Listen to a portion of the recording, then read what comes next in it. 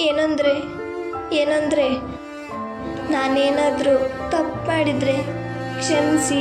ನಿಮ್ಮ ಜೊತೆ ಬಾಳೋಕ್ಕೆ ಒಂದೇ ಒಂದು ಅವಕಾಶ ನೀವು ಮಾಡಿಕೊಡ್ಬೇಕಾಗಿತ್ತು. ಒಂದೇ ಒಂದು.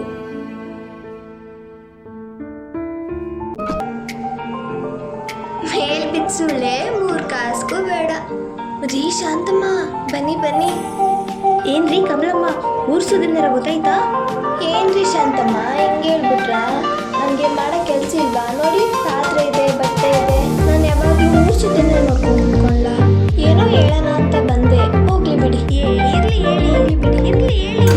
ವಿಷಯ ಗೊತ್ತಾಯ್ತಾ? ಕಾವೇರಿ ಹುಚ್ಚಿ. ಆಕೆ ಗಂಡ ಆಫೀಸ್ನಲ್ಲಿ ಯಾವಳೋ ಇಟ್ಕೊಂಡ್ಬಿಟ್ಟಿದೆ ಅಂತೆ ಕಣ್ರಿ. ಇನ್ನೇನ್ ಮಾಡ್ತಾನೆ? ಅವಳು ಹುಚ್ಚಿ, ಅವಳಿಂದೇನು ಸುಖ ಬರ್ತಾನೆ ಅಲ್ವಾ? ಬಿಡಿ, ಊರ್ ಸುದ್ದಿರ ನಮ್ಗೆ ಯಾಕೆ. ಓಕೆ ಶಾಂತಮ್ಮ. ಅಪ್ಪ, ನಾ ಮಡಿಕೇರಿಗೆ ಹೋಗ್ತೀನಿ. ನನ್ನ ಫ್ರೆಂಡ್ ಮದುವೆ ಐತೆ. ಏಯ್, ನನ್ನನ್ನೇ ಹುಚ್ಚಿ ಅಂತೇನೆ.